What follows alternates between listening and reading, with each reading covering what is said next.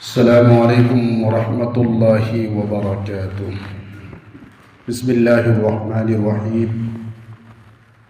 الحمد للہ نحمده ونستعینه ونستغفره ونؤمن به ونتوکل علیہ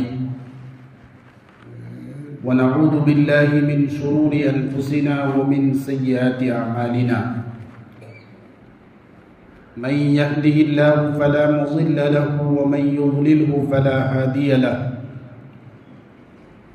ونشهد أن لا إله إلا الله وحده لا شريك له، ونشهد أن سيدنا ونبينا ومولانا محمدا عبده ورسوله، أما بعد فأعوذ بالله من الشيطان الرجيم، بسم الله الرحمن الرحيم۔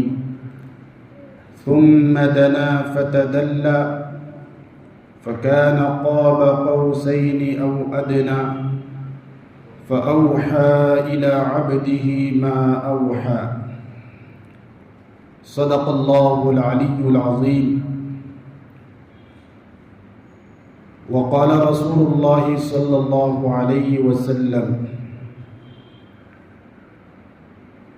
أتيت ليلة أسري بي على قوم بطونهم كالبيوت فيها الحيات تراب خارج بطونهم، فقلت يا جبريل من هؤلاء؟ فقال: هؤلاء أكلة الربا۔ وعن النبي صلى الله عليه وسلم: فرضت على رسول الله صلى الله عليه وسلم ليلة أسري به الصلوات 50 ثم نقصت فجعلت 5، ثم نودي يا محمد إنه لا يبدل القول لدي وإن لك بهذا ال50 أو كما قال رسول الله صلى الله عليه وسلم۔ اللهم صل على سيدنا محمد وعلى آل سيدنا محمد وبارك وسلم۔ بزرگان محترم، نوجوانان عزیز اور پیارے پیارے ایمانی اسلامی بھائیوں، تمام تعریفیں اس اللہ کے لیے ہے جس نے ہم سب کو پیدا کیا اور ساری دنیا کو پیدا کیا۔ وہ ساری دنیا کا اکیلا مالک ہے، تنہا وہ خالق ہے۔ اس کی ذات میں، اس کی صفات میں کوئی شریک نہیں ہے۔ اس کی طاقت اتنی بڑی ہے کہ دنیا کی ساری طاقتیں مل کر اس کے طاقت کا مقابلہ نہیں کر سکتی۔ اللہ کی طاقت اور اللہ کا پاور اتنا زیادہ ہے کہ ابھی حالیہ دنوں میں ہم نے اللہ کی طاقت کا اندازہ کیا کہ امریکہ کے اندر کس طریقے سے وہ سپر پاور کہلانے والا ملک، جو اپنے آپ کو سپر پاور کہلاتا ہے، جس کے پاس ٹیکنالوجی کے ہر قسم کے سامان موجود ہیں اور ہر قسم کے ہتھیار اس کے پاس موجود ہے، لیکن جب اللہ کی طاقت کا وہاں مظاہرہ ہوا اور آگ کی شکل میں اللہ کا عذاب وہاں پہ اترا، تو پھر اس کی تمام آلات، تمام ہتھیار، تمام اسباب اور تمام طاقتیں بیکار کے بیکار ہو گئی۔ یہاں تک کہ ایک ویڈیو آئی اور اس ویڈیو کے اندر جب ان لوگوں نے اپنے تمام اسباب لگا کر کے بھی آگ کو بجھا نہ سکے، تو پھر وہاں کے مسلمانوں کو بلایا اور ان سے اذان کہلوایا کہ تم اذان کہو تاکہ اذان کی برکت سے یہ آگ کچھ سرد پڑ جائے۔ اللہ کے عذاب نے، اللہ کی اس طاقت نے پورے امریکہ کو ہلا کے رکھ دیا، اور یہ بات ثابت ہو گئی کہ سپر پاور صرف اور صرف میرے اللہ ہے۔ اس لیے اللہ کی لاٹھی میں، قدرت کی لاٹھی میں آواز نہیں ہوتی ہے۔ یہ ظلم پہ ظلم کرتا رہا اور ظالموں کا ساتھ دیتا رہا، اسرائیل کی پشت پناہی کرتا رہا اور اسرائیل کو ہتھیار سپلائی کرتا رہا۔ تقریباً 1 سال سے زائد عرصے سے فلسطین کے معصوم بچے، جو وہاں کے بہت سارے ایسے بچے ہیں جو ابھی تک وہاں کے ملبوں میں، کھنڈرات کے اندر جو ہے دفن ہیں، ان کی آہیں، ان کی سسکیاں اور ان کا درد، ان کی بددعائیں اللہ کے عرش کو ہلا کے رکھ دیا۔ پھر اللہ نے اپنی طاقت کا مظاہرہ کیا اور ان ظالموں پر اللہ نے اپنا عذاب نازل کیا۔ میرے بھائیو، بزرگوں، دوستو، اللہ کی طاقت سب سے بڑی طاقت ہے۔ اللہ کی طاقت کے سامنے فرعون کا بھی نہیں چلا، نمرود کا بھی نہیں چلا، اور بڑے سے بڑے ملک کسی کا بھی نہیں چلتا ہے۔ اللہ کی جب طاقت سامنے آتی ہے اور اللہ کا پاور جب ظاہر ہوتا ہے، پھر سب گھٹنے ٹیکنے پر مجبور ہو جاتا ہے، اور کروڑوں رحمتیں نازل ہو، درود و سلام نازل ہو میرے اور آپ کے آقا حضرت محمد رسول اللہ صلی اللہ علیہ وسلم نے، کہ جن کی برکت سے ہمیں ایمان کی دولت ملی ہے، اسلام اور قرآن کی دولت ملی ہے، اور ہم اندھیرے سے نکل کر کے روشنی میں آئے ہیں۔ میرے بھائیوں، بزرگوں، دوستوں، گزشتہ جمعہ میں نے آپ حضرات کے سامنے رسول اللہ صلی اللہ علیہ وسلم کے معراج کے واقعے کو بیان کیا تھا، اور اس واقعے کا، اس موضوع کا کچھ حصہ باقی ہے، تو ارادہ ہے کہ اس موضوع کو مکمل کر لیا جائے۔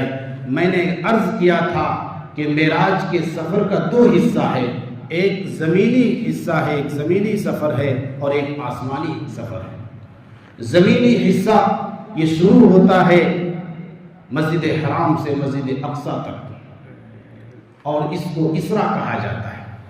اس سفر کو اسرا کہا جاتا ہے۔ اسرا کے معنی ہے راتوں رات لے جانا، اور اس زمینی حصے کا تذکرہ، اسرا کا تذکرہ رب العالمین نے قرآن کریم کے 15ویں پارے میں کیا ہے۔ سبحان الذی اسرا بعبدہ، پاک ہے وہ ذات جو اپنے بندوں کو راتوں رات لے گیا، لیلم، رات کے کچھ حصے میں، من المسجد الحرام، مسجد حرام سے، الی المسجد الاقصی، مسجد اقصی تک لے گیا، الذی بارکنا حولہ، وہ مسجد اقصی جس کے ارد گرد ہم نے برکتیں رکھی ہیں۔ چنانچہ فلسطین کی جو سرزمین ہے اور جو شام کی سرزمین ہے، یہ انبیاء کی سرزمین ہے، یہ برکتوں کا مرکز ہے، اللہ کی رحمتوں کا مرکز ہے۔ یہاں پہ بے شمار انبیاء کرام مبعوث کیے گئے، اور آج بھی بے شمار انبیاء کرام کی قبریں اس سرزمین کے اندر موجود ہے۔ اس لیے اللہ نے فرمایا کہ ہم نے مسجد اقصی اور اس کے ارد گرد جو جگہ ہے، جو حصہ ہے، اس حصے کو ہم نے بہت ہی بابرکت بنایا ہے۔ لِنُرِيَهُ مِنْ آيَاتِنَا، ہم نے اپنے محبوب کو یہ سفر کیوں کروایا؟ تاکہ ہم اپنی قدرت کی عجائب اور غرائب کو دکھائیں، عجائبات کو دکھائیں، اپنی قدرت کی نشانیوں کو دکھلائیں۔ تو مسجد حرام سے مسجد اقصی تک کا جو سفر ہے، اس کو اسرا کہا جاتا ہے، اور یہ معراج کے سفر کا پہلا پارٹ ہے، پہلا حصہ ہے، اور یہ زمینی سفر ہے۔ مسجد اقصی میں پہنچ کر رسول اللہ صلی اللہ علیہ وسلم نے تمام انبیاء کرام کی امامت فرمائی، اور امامت فرمانے کے بعد جب باہر تشریف لائے تو حضرت جبرائیل علیہ السلام نے آپ کے سامنے 2 پیالہ پیش کیا، اس میں سے ایک پیالے میں دودھ تھا اور ایک پیالے میں شراب تھا، آپ صلی اللہ علیہ وسلم کے سامنے پیش کیا تو آپ صلی اللہ علیہ وسلم نے دودھ والے پیالے کو اختیار کیا اور اس کو لیا، اس کو پسند فرمایا۔ تو جبریل علیہ السلام نے اللہ کی تعریف کی کہ تمام تعریفیں اس اللہ کے لیے ہے جس نے آپ کو فطرت کی ہدایت فرمائی، آپ نے فطرت کو منتخب فرمایا۔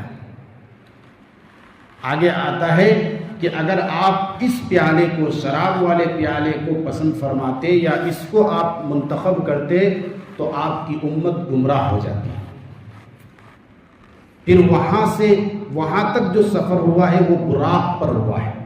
براق کے بارے میں نے بتایا تھا، یہ جنت کی سواری تھی اور اس کی رفتار منتہائے نظر تک، جہاں تک اس کی نظر پڑتی تھی وہاں تک اس کا ایک قدم ہوتا تھا۔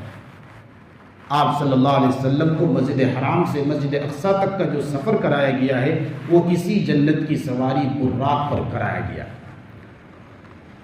مسجد اقصیٰ سے آپ صلی اللہ علیہ وسلم کے لیے ایک لفٹ لائی گئی تھی، ایک سیڑھی بنائی گئی مسجد اقصیٰ میں، اور اس لفٹ کے ذریعے سے پھر آسمانی سفر ہوا۔ پہلے آسمان میں جب آپ صلی اللہ علیہ وسلم پہنچتے ہیں تو وہاں پہ حضرت آدم علیہ السلام سے ملاقات ہوتی ہے۔ پہلے آسمان حضرت آدم علیہ السلام آپ صلی اللہ علیہ وسلم کو مرحبا کہتے ہیں، مبارکباد پیش کرتے ہیں، اور اس کے بعد سلام وغیرہ ہونے کے بعد آپ صلی اللہ علیہ وسلم نے حضرت آدم علیہ السلام کو دیکھا کہ حضرت آدم علیہ السلام جب دائیں طرف دیکھتے ہیں تو مسکراتے ہیں، بائیں طرف دیکھتے ہیں تو روتے ہیں۔ اللہ کے نبی علیہ السلام نے جبرائیل سے پوچھا کہ اے جبرائیل ایسا کیوں ہو رہا ہے؟ تو جبرائیل نے کہا کہ ان کے دائیں طرف ان کے جنتی اور نیک اولاد کی تصویریں ہیں، تو جب یہ اپنے نیک اولادوں کو، جنتی نسل کو دیکھتے ہیں تو یہ مسکراتے ہیں، ہنستے ہیں، اور جب یہ بائیں طرف دیکھتے ہیں تو ان کے بائیں طرف ان کے جہنمی اور برے لوگوں کی، برے نسل کی تصویریں ہیں، ان لوگوں کو جب دیکھتے ہیں تو یہ رو پڑتے ہیں۔ پہلے آسمان کے بعد پھر دوسرا آسمان میں پہنچتے ہیں، اور دوسرے آسمان میں حضرت عیسیٰ علیہ السلام اور حضرت یحییٰ علیہ السلام، یہ دو نبیوں سے ملاقات ہوتی ہے۔ تیسرے آسمان میں حضرت یوسف علیہ السلام سے ملاقات ہوتی ہے۔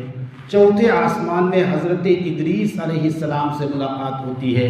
پانچویں آسمان میں حضرت ہارون علیہ السلام سے ملاقات ہوتی ہے۔ چھٹے آسمان میں حضرت موسیٰ علیہ السلام، اور ساتویں آسمان میں حضرت ابراہیم خلیل اللہ علی نبینا و علیہ السلام سے ملاقات ہوتی ہے۔ ساتویں آسمان کے بعد آپ صلی اللہ علیہ وسلم بیت المعمور میں پہنچتے ہیں، کیونکہ ایک روایت میں ہے کہ ابراہیم علیہ السلام بیت المعمور کے دیوار پہ یا کسی جگہ پہ ہی ٹیک لگا کر کے بیٹھے ہوئے تھے، آرام فرما رہے تھے۔ تو ساتویں آسمان کے بالکل قریب بیت المعمور ہے۔ اس جگہ سے جب آپ صلی اللہ علیہ وسلم کا گزر ہوا تو جبرائیل نے کہا کہ یا رسول اللہ، یہ وہ جگہ ہے جس کو بیت المعمور کہا جاتا ہے، اور اس جگہ میں روزانہ 70,000 فرشتے عبادت کرتے ہیں۔ ایک مرتبہ جو فرشتہ اس کی عبادت کر لیتا ہے، طواف کر لیتا ہے، تو پھر پوری زندگی قیامت تک اس کی باری نہیں آئے گی۔ بیت المعمور کے بعد آپ صلی اللہ علیہ وسلم سدرۃ المنتہا پہنچتے ہیں۔ سدرۃ المنتہا کیا ہے؟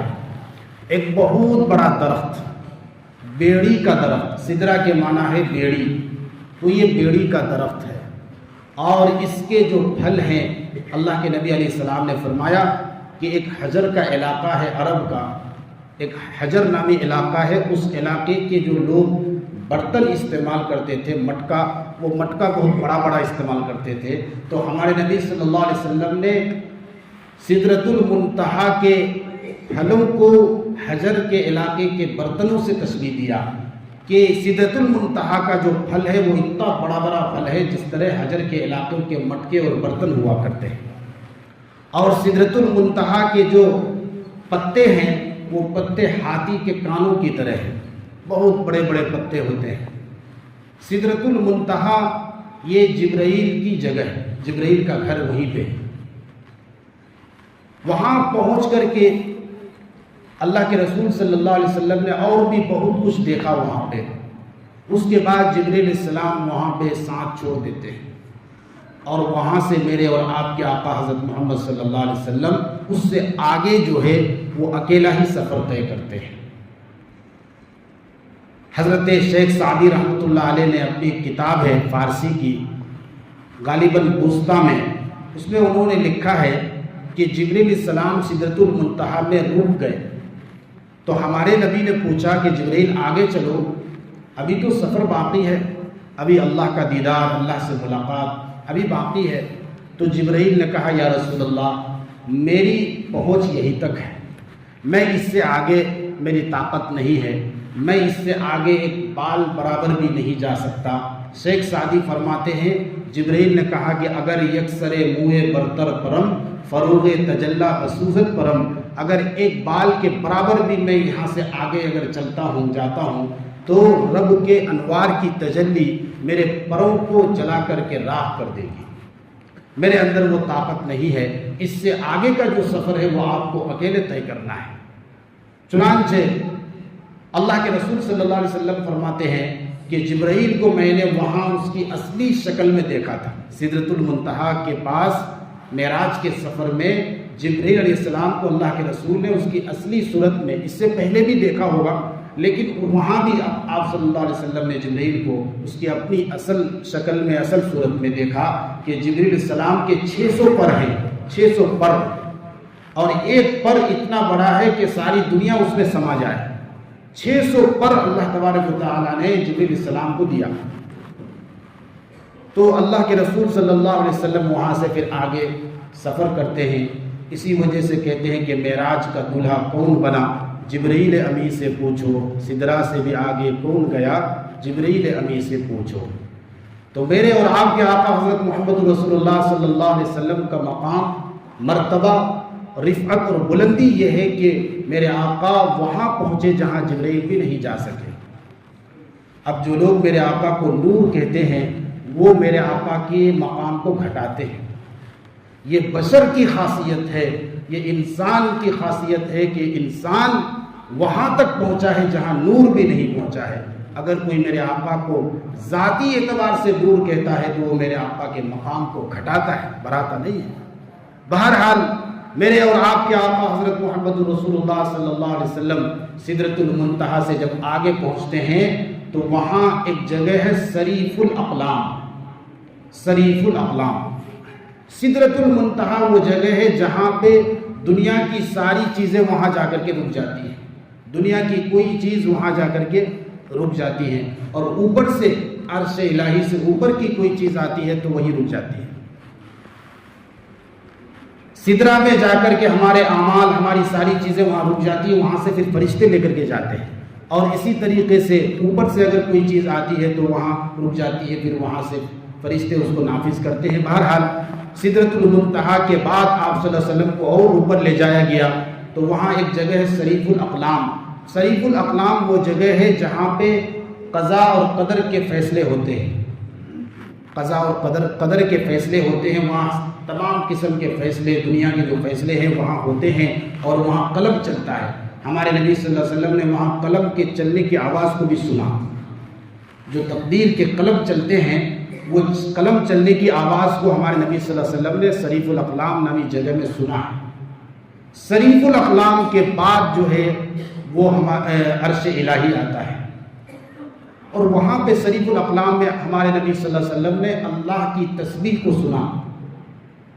آپ صلی اللہ علیہ وسلم سے کہا گیا کہ دیکھو اللہ اپنی تسبیح بیان کر رہا ہے، اللہ خود اپنی تسبیح بیان کر رہا ہے۔ تو حضور نے پوچھا اللہ کیا تسبیح بیان کر رہے ہیں؟ تو آپ صلی اللہ علیہ وسلم سے کہا گیا کہ اللہ تبارک و تعالیٰ یہ تسبیح بیان کر رہے ہیں سبوح قدوس ربنا ورب الملائکۃ والروح، یہ اللہ تعالیٰ کی تسبیح ہے، یہ اللہ تبارک و تعالیٰ اپنے عرش میں جو ہے اس تسبیح کو کرتے ہیں، اور ہمارے نبی صلی اللہ علیہ وسلم نے اس تسبیح کو سنا ہے۔ اس کے بعد عرش معلیٰ میں پہنچتے ہیں، اور عرش معلیٰ میں پہنچنے کے بعد اللہ تبارک و تعالیٰ سے ہم کلامی ہوتی ہے، دیدار ہوتی ہے، بات چیت ہوتی ہے۔ ثم دنا فتدلی فکان قاب قوسین او ادنی، سورہ نجم کی آیت ہے، اس میں بتایا گیا کہ ہمارے نبی صلی اللہ علیہ وسلم اللہ کے بالکل قریب ہو گئے۔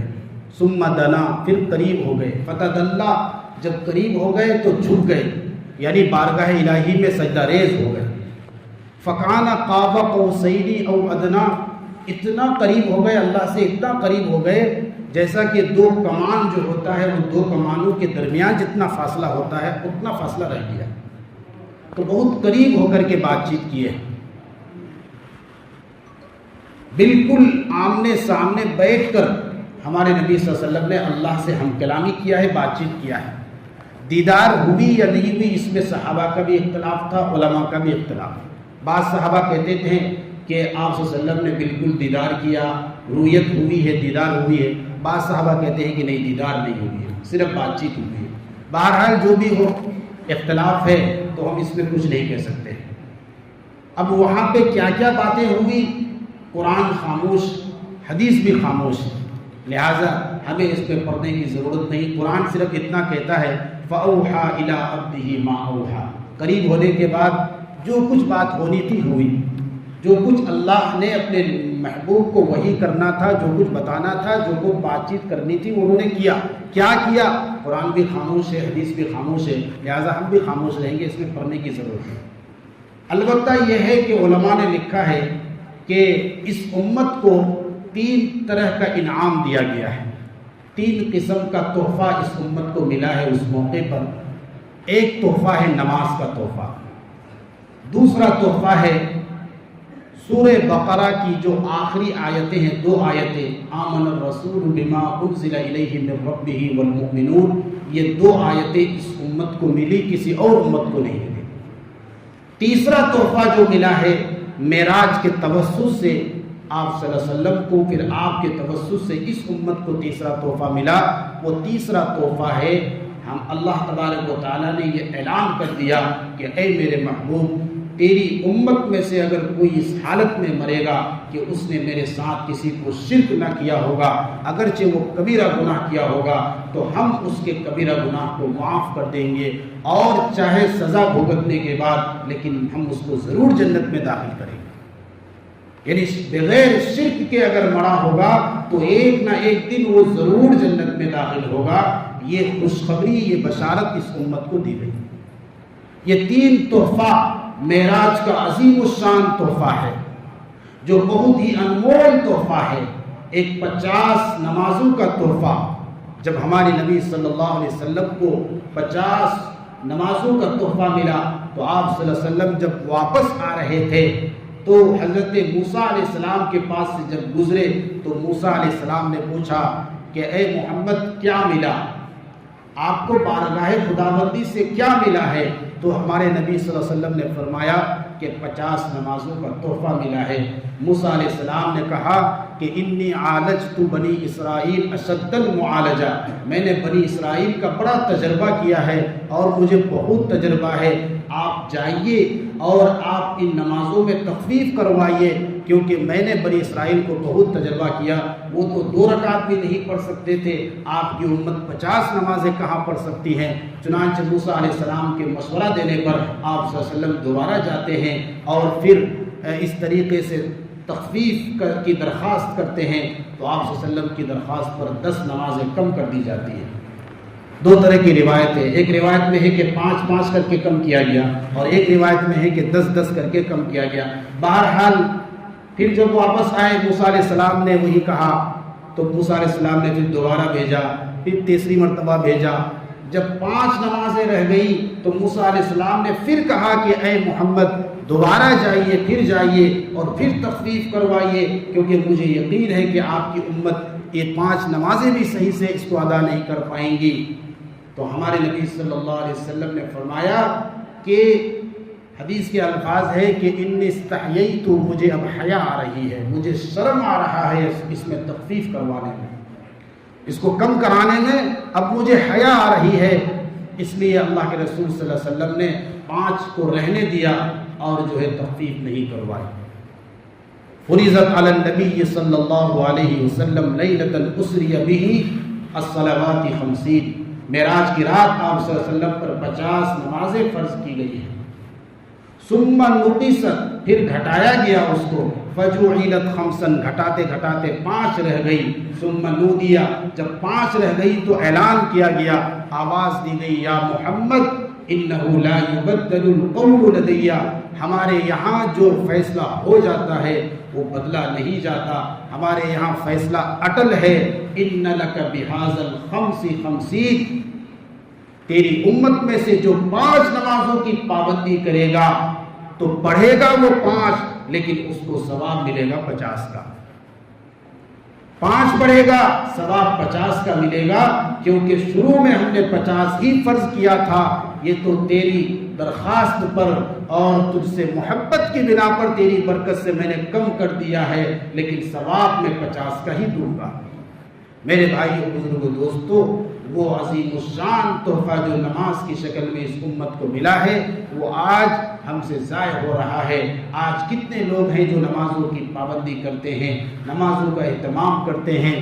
ذرا اس موقع پر اور اس معراج کے موقع پر، اس تاریخی موقع پر اپنے آپ کو ہمیں ٹٹولنا چاہیے، غور و فکر کرنا چاہیے، اپنے آپ کا، اپنے اعمال کا محاسبہ لینا چاہیے کہ وہ فریضہ، وہ عبادت جس عبادت کو اللہ تبارک و تعالیٰ نے زمین پر نازل نہیں کیا، زکوٰۃ کو زمین پر نازل کیا، حج کو زمین پر نازل کیا اور دوسرے اعمال کو، عبادتوں کو زمین پر نازل کیا، لیکن جب نماز دینے کی باری آئی تو اللہ تعالیٰ نے اپنے محبوب کو انتہائی اہتمام کے ساتھ براق نامی سواری بھیج کر کے، جبرائیل، میکائیل، اسرافیل کو بھیج کر کے اور 70,000 نوری فرشتوں کو بھیج کر کے پورے استقبال، شان اور شوکت کے ساتھ معراج کا دولہا بنا کر کے اپنے محبوب کو اپنے پاس بلایا اور پھر اس انداز میں یہ نماز کا تحفہ دیا اس امت کو۔ لیکن میرے بھائیوں، ہم نے اس کی ناقدری کی ہے۔ بہت سارے احباب نماز تو پڑھتے رہی ہے، بہت سارے احباب وہ ہیں جو نماز پڑھتے ہیں لیکن نماز کے مسائل سے اچھی طرح سے واقف نہیں ہے۔ نماز کے واجبات کیا ہیں، فرائض کیا ہیں، سنن اور مستحبات کیا ہیں۔ اسی لیے علماء فرماتے ہیں کہ نماز کو سیکھ کر پڑھو، پہلے نماز سیکھو پھر پڑھو۔ نماز میں کہاں سجدہ سہو کرنا ہے، نماز میں جو ہے کیا کہتے ہیں کہ اگر امام صاحب کے ساتھ میں 2 رکعت ملی، 3 رکعت ملی، 1 رکعت ملی، 1 قاعدہ ملا، کیسے پڑھنا ہے۔ جنازہ کا نماز لوگوں کو معلوم نہیں۔ عیدین کی نماز آپ دیکھے ہوں گے، عید کا جب وقت آتا ہے، بقرعید کا، عید کا، نماز کا طریقہ ترتیب بتائی جاتی ہے، اس کے باوجود بہت سارے لوگ اٹھک بیٹھک کرتے ہیں، غلطیاں کرتے ہیں۔ کیوں؟ سال بھر کبھی توجہ نہیں دیتے، فکر ہی نہیں کرتے کہ بھائی ہمیں اپنی نماز درست کرنی ہے، ٹھیک کرنی ہے۔ الحمدللہ مسجد نور کے اندر ہمارے جو کمیٹی ہے، اسلام پور کی جو کمیٹی ہے، قابل مبارکباد ہے، انہوں نے ایک بہت بڑا اقدام کیا ہے۔ مسجد نور کے اندر نماز مشق کرانے کے لیے اور نماز کو سکھانے کے لیے ایک سلسلہ شروع کر رہے ہیں۔ ہر مہینہ کے پہلے اتوار کو، ہر مہینہ کے پہلے اتوار کو صبح 10 بجے سے لے کر غالباً ظہر تک یا پھر عصر تک نماز کے تعلق سے ایک وہ کیمپ لگا رہے ہیں اور یہ سلسلہ شروع کر رہے ہیں۔ وہاں پہ نماز کے تمام جو مسائل ہیں، ضروری مسائل ہیں، اور نماز کا پریکٹس اور اس کا مشق اور اس کے مسائل اور اس کی جو صورتیں ہیں، جو پڑھنے کی چیزیں ہیں، وہ سب انشاءاللہ وہاں پہ سکھایا جائے گا۔ یہ اعلان مجھے کرنے کے لیے کہا گیا ہے، حکم ہوا ہے، آپ حضرات تک میں یہ اعلان جو ہے پہنچا رہا ہوں۔ آنے والا جو اتوار ہے، پرسوں کو، اس اتوار کو صبح 10 بجے مسجد نور میں انشاءاللہ اس کا افتتاح ہوگا اور یہ سلسلہ شروع کیا جائے گا۔ بچے، بوڑھے، جوان، سب کو ضرورت ہے، سب کو ضرورت ہے۔ اس لیے کوئی یہ نہ سمجھے کہ مجھے تو آتا ہے، بہت ساری چیزیں وہ ہیں جو آپ کو نہیں آتا ہے۔ اس لیے ہر ایک ذمہ داری سمجھ کر کے، اتوار کا دن رہتا ہے، چھٹی رہتی ہے، رضا رہتا ہے، اس لیے ضروری سمجھ کر کے اس موقع کا فائدہ اٹھائیے اور اس کو غنیمت سمجھ کر کے اس مجلس میں ضرور شرکت کیجیے، انشاءاللہ اس سے بہت فائدہ ہوگا، آپ کی نماز درست ہو جائے گی اور آپ کے نماز ٹھیک ہو جائے گی انشاءاللہ۔ خود بھی پہنچے، اپنے بچوں کو لے کر کے پہنچے، اور یہ اعلان جو ہے دوسروں تک بھی پہنچائیں، جو احباب یہاں نہیں ہے ان تک ضرور پہنچائیں۔ بہرحال میرے بھائیوں، یہ نماز کا تحفہ ہے، اللہ تبارک و تعالیٰ نے یہ تحفہ اسی معراج کے رات میں اور اسی معراج کے سفر میں ہمیں دیا ہے۔ ہم کو چاہیے کہ ہم نماز کی قدر کریں، نماز کی پابندی کریں، تکبیر اولیٰ کے ساتھ، جماعت کے ساتھ اور طہارت کی پوری جو ہے ادائیگی کے ساتھ نماز کو پڑھنے کی کوشش کریں۔ اور اسی طریقے سے جو سورۃ البقرہ کی آخری 2 آیتیں ہیں، بہت ہی اس کے اندر جو ہے نا فوائد ہے۔ سوتے وقت یہ 2 آیت ضرور پڑھیں، صبح شام جو پڑھ لے گا نا تو یہ سمجھ لیجیے وہ اللہ کی ذمہ داری میں چلا جاتا ہے۔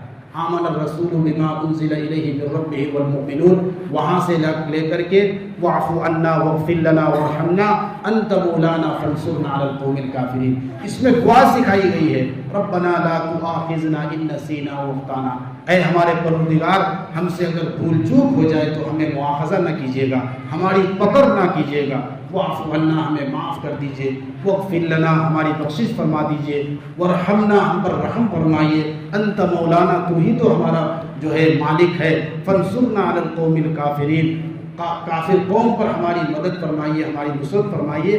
تو اس میں اس امت کے لیے رحمت، مغفرت اور اسی طریقے سے بخشش، یہ سب کچھ مانگا گیا ہے۔ اس لیے یہ دونوں آیتوں کو آپ جس کو یاد نہیں ہے وہ ضرور یاد کریں، اور یاد کر کے اپنے صبح شام کے معمولات میں اس کو شامل کریں، اور ان آیتوں کو پڑھنے کی جو ہے کیا کریں پڑھنے کی ترتیب بنائیں۔ اور تیسری چیز، کبھی بھی شرک نہیں کرنا ہے۔ شرک کے علاوہ اللہ چاہے گا اپنے فضل سے، اپنی رحمت سے سارے گناہوں کو اللہ معاف کر دے گا، لیکن شرک اللہ کبھی معاف نہیں کرے گا۔ ان اللہ لا یغفر ان یشرک بہ ویغفر ما دون ذلک لمن یشاء، شرک اللہ کو بہت، ان الشرک لظلم عظیم۔ حضرت لقمان نے اپنے بیٹے کو نصیحت کیا، یا بنی لا تشرک باللہ، اے میرے فرزند کبھی بھی اللہ کے ساتھ شرک مت کرنا، ان الشرک لظلم عظیم، شرک سب سے بڑا ظلم ہے۔ یعنی اللہ کے ساتھ نمک حرامی، جس اللہ نے تمہیں پیدا کیا اور سر سے لے کر پیر تک نعمتوں سے ڈھانپ دیا، اسی کا کھاتے ہو، اسی کی ہواؤں سے سانس لیتے ہو، اسی کے نکالے ہوئے سورج سے جو ہے گرمی حاصل کرتے ہو، اسی کا سب کچھ ہے بنایا ہوا نظام، اور اسی سے فائدہ اور استفادہ حاصل کر کے کسی اور کے سامنے سر جھکانا، کسی اور کے سامنے سر ٹیکنا، سجدہ کرنا، یہ اللہ کے ساتھ سب سے بڑی نمک حرامی ہے کہ کھاتا کسی اور کا ہے اور کسی اور کا جو ہے گاتا ہے، کھاتا کسی اور کا ہے اور گاتا کسی اور کا ہے۔ ایک انسان نمک حرامی کو پسند نہیں کرتا تو رب العالمین کیسے پسند کرے گا؟ اس لیے شرک سے بھی بچنا ہے اور شرک تک لے جانے والی چیزوں سے بھی بچنا ہے۔ غیر اللہ کے سامنے کبھی بھی نہیں جانا، غیر اللہ کے سامنے کبھی بھی مرادیں نہیں مانگنا ہے، غیر اللہ پر کبھی نظر و نیاز نہیں کرنا ان کے نام پر، اور اسی طریقے سے غیر اللہ پر، غیروں کی قبروں پر جا کر کے، یہ اولیاء اللہ کی قبروں پر جا کر کے کیا کہتے ہیں کہ خرافات نہیں کرنا۔ آپ جائیے وہاں جا کر کے سورہ فاتحہ پڑھیے، ان کو بخشش کیجیے، اور وہاں جا کر کے دعا کیجیے، اللہ جو ان کے اندر اچھائیاں تھیں وہ ہمارے اندر منتقل فرما، جو ان کے اندر خرابیاں برائیاں تھیں ان سے ہماری حفاظت فرما۔ ضرور جانا چاہیے، قبرستان جائیں، قبرستان جانے سے آخرت کی یاد تازہ ہوتی ہے، موت کی فکر پیدا ہوتی ہے۔ ہمارے نبی صلی اللہ علیہ وسلم نے قبرستان جانے کی ترغیب دی ہے۔ حضرت عثمان رضی اللہ عنہ قبرستان میں کھڑے ہوتے تھے، اتنا روتے تھے داڑھی مبارک تر ہو جاتی تھی۔ پوچھا گیا جنت دوزخ کے تذکرے پر اتنا نہیں روتے جتنا آپ جو ہے قبر کے تذکرے پر یا قبر پر گزرتے ہیں تو اتنا روتے ہیں؟ تو انہوں نے کہا کہ قبر آخرت کے مرحلے میں سب سے پہلا مرحلہ ہے، جو قبر کے مرحلے میں اور منزل میں پاس ہو گیا، آخری جتنے مرحلے ہیں اس میں پاس ہوتا چلا جائے گا، اور جو یہاں پھنس گیا وہ آگے بھی پھنستا چلا جائے گا۔ اس لیے میرے بھائیوں، غیر اللہ سے کبھی نظر و نیاز اور ان سے مدد مانگنا اور ان کی جو ہے کبھی اس چیزوں سے، شرک سے، بت پرستی سے، یہ سب چیزوں سے ہمیں بچنا ہے۔ اپنے اندر خالص توحید کو اور اللہ کی ذات سے ہونے کا یقین اپنے دل کے اندر جمانا ہے۔ جو جیسا عقیدہ رکھے گا اس کے ساتھ ویسا ہی معاملہ ہوگا۔ اگر جو اللہ کی ذات پر یقین رکھتا ہے مکمل کہ کرنے دھرنے والی ذات اللہ کی ہے، نفع نقصان وہی پہنچا سکتا ہے، تو یقین جانے اس کو کوئی دوسری مخلوق نقصان نہیں پہنچا سکتی۔ اور جس کا عقیدہ جو ہے بلبلے کی طرح ہوگا، اور جس کا عقیدہ تذبذب والا ہوگا، ڈاؤٹ والا ہوگا، تو وہ انسان اس کو دوسری مخلوق بھی نقصان پہنچا دیتی ہے۔ اس لیے اپنے عقیدے کو درست کرنا ہے اور اپنے یقین کو اللہ کی ذات پر جو ہے کیا کرنا ہے، مکمل کرنا ہے۔ بہرحال اللہ کے رسول صلی اللہ علیہ وسلم کو یہ 3 تحفہ ملا، اور پھر آپ صلی اللہ علیہ وسلم اللہ تبارک و تعالیٰ سے دیدار کیے، بات چیت ہوئی، اور پھر واپسی میں حضرت ابراہیم علیہ السلام سے ملاقات ہوتی ہے۔ تو ابراہیم علیہ السلام واپسی میں اس امت کو سلام پہنچاتے ہیں کہ اے محمد آپ اپنی امت کو میرا سلام پہنچائیں۔ تو میں بھی آپ حضرات کو ابراہیم علیہ السلام کا ابھی سلام پہنچا رہا ہوں، آپ حضرات سلام کا جواب دیجیے۔ ابراہیم علیہ السلام نے ساری امت کو سلام پہنچایا اور ایک پیغام دیا، وہ پیغام بول کر کے میں اپنی بات ختم کروں گا۔ ابراہیم علیہ السلام نے کہا کہ اے محمد، جنت کی زمین بہت عمدہ ہے، یہاں کی مٹی بہت عمدہ ہے، بہت زرخیز ہے، چکیل میدان ہے، یعنی یہاں پہ بالکل صاف ہے اور زرخیز ہے، یہاں کی مٹی بہت عمدہ، یہاں کا پانی جو ہے بہت میٹھا ہے، جو کچھ لگاؤ گے فوراً اگ جائے گا۔ تو فرمایا بہت زرخیز ہے، یہاں کاشتکاری کی ضرورت ہے۔ ترمذی شریف کی روایت ہے کہ جنت کی زمین بہت زرخیز ہے، اس میں کاشتکاری کی ضرورت ہے، پیڑ پودے لگانے کی ضرورت ہے، درخت لگانے کی ضرورت ہے۔ آپ اپنی امت سے کہیے کہ وہ جنت میں کثرت سے درخت لگائیں، پیڑ پودے لگائیں۔ ہمارے نبی صلی اللہ علیہ وسلم نے پوچھا کہ اے ابراہیم خلیل اللہ، جنت کے پیڑ پودے کیا ہیں؟ تو ابراہیم علیہ السلام نے فرمایا جنت کے پیڑ پودے اللہ کے ذکر ہیں، سبحان اللہ، الحمدللہ، لا الہ الا اللہ، اللہ اکبر۔ یہ جو ہے جنت کے پیڑ پودے ہیں۔ ہمارے نبی صلی اللہ علیہ وسلم جو ہے جب آ رہے تھے تو جنت کو بھی دیکھا اور جنتیوں کے کیا کہتے ہیں کہ ایک سے ایک جو ہے جنت کی نعمتوں کا مشاہدہ کیا، جہنمیوں کو دیکھا، سود خوروں کا انجام دیکھا۔ ہمارے نبی صلی اللہ علیہ وسلم نے دیکھا کہ کچھ لوگ ایسے ہیں جن کا پیٹ جو ہے گھروں کی طرح ہے، بڑے بڑے جو گھر ہیں، محل ہیں، اتنا بڑا بڑا پیٹ ہو گیا ہے، اور ان کے پیٹ کے اندر جو ہے بڑے بڑے سانپ ہیں، سانپ جو ہے باہر سے نظر آ رہے ہیں، ترا من خارج بطونہم، ان کے پیٹ کے باہر سے بڑے بڑے سانپ اور اژدہے نظر آ رہے ہیں۔ ہمارے نبی نے پوچھا اے جبرائیل من ہؤلاء، یہ کون لوگ؟ تو ہمارے نبی نے فرمایا ہؤلاء اکلۃ الربا، یہ سود خور لوگ ہیں، حرام خوری کرنے والے، حرام کمانے والے، سود کھانے والے، بیاج لینے والے، بیاج دینے والے۔ بہت سارے ایسے لوگ ہیں ساری زندگی بیاج کھاتے کھاتے کٹ گئی۔ اللہ اکبر، اللہ کا عذاب کا ان کو کبھی خوف نہیں آیا، کبھی انہیں ڈر نہیں آیا کہ میں جو ہے مرنے والا ہوں اور قبر میں جو ہے ہم پر کیا حالات ہونے والے ہیں، کیا ہم پر عذاب مسلط ہونے والے ہیں۔ اللہ تعالیٰ ایسی لعنتوں سے، ایسے گناہوں سے ہم سب کی حفاظت فرمائے۔ ہمارے نبی کو کہا گیا یہ آپ کی امت کے سود خور ہیں جو سود کھایا کرتے تھے، بیاج دیا کرتے تھے، بیاج لیا کرتے تھے، آج ان کو اس طریقے سے عذاب ہو رہا ہے۔ ہمارے نبی صلی اللہ علیہ وسلم نے دیکھا کہ کچھ لوگوں کے جو ناخن ہیں وہ لوہے اور تانبے کے ہیں اور وہ اپنے چہروں کو، اپنے سینوں کو نوچ رہے ہیں۔ ہمارے نبی نے پوچھا جبرائیل یہ کون لوگ ہیں؟ تو جبرائیل نے کہا یہ آپ کی امت کے وہ لوگ ہیں جو اپنے مسلمان بھائی کی عزت کو گرایا کرتے تھے اور ان کے آبرو کے ساتھ کھیلتے تھے اور غیبت اور چغل خوری کیا کرتے تھے، اور ان کی بات ان سے، ان کی بات ان کی کر کے، چغل خوری کر کے دونوں کے درمیان، دو آدمیوں کے درمیان جو ہے لڑائی جھگڑا پیدا، فساد پیدا کیا کرتے تھے۔ ہمارے نبی صلی اللہ علیہ وسلم نے اسی معراج کے سفر میں دیکھا کہ کچھ لوگ ہیں جن کو چت لٹا کر کے ان کے سروں کو بڑے بڑے پتھروں سے کچلا جا رہا ہے۔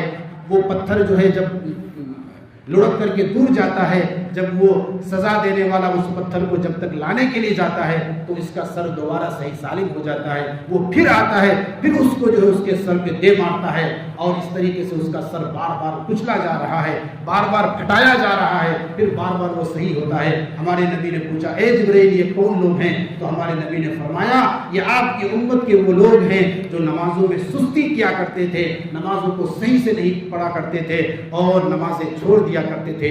میرے بھائیوں، نماز چھوڑنا بہت بڑا گناہ ہے، اس لیے نمازوں کی فکر کریں، نمازوں کو وقت پر ادا کرنے کی کوشش کریں۔ ہمارے نبی صلی اللہ علیہ وسلم پھر واپس آئے، مسجد اقصیٰ گئے، مسجد اقصیٰ سے مسجد حرام گئے اور صبح سے پہلے مسجد حرام میں پہنچ گئے، اور اس طریقے سے معراج کا سفر مکمل ہو گیا۔ الحمدللہ شعبان کے مہینے کی چاند بھی نکل آ چکی ہے، آج پہلی تاریخ ہے۔ اگلے ہفتہ انشاءاللہ شعبان کے تعلق سے فضائل و مسائل پر بیان کروں گا۔ اللہ تبارک و تعالیٰ سے دعا ہے اللہ تعالیٰ کہنے سننے سے زیادہ عمل کی توفیق نصیب فرمائے۔ آخر دعوانا الحمدللہ رب العالمین۔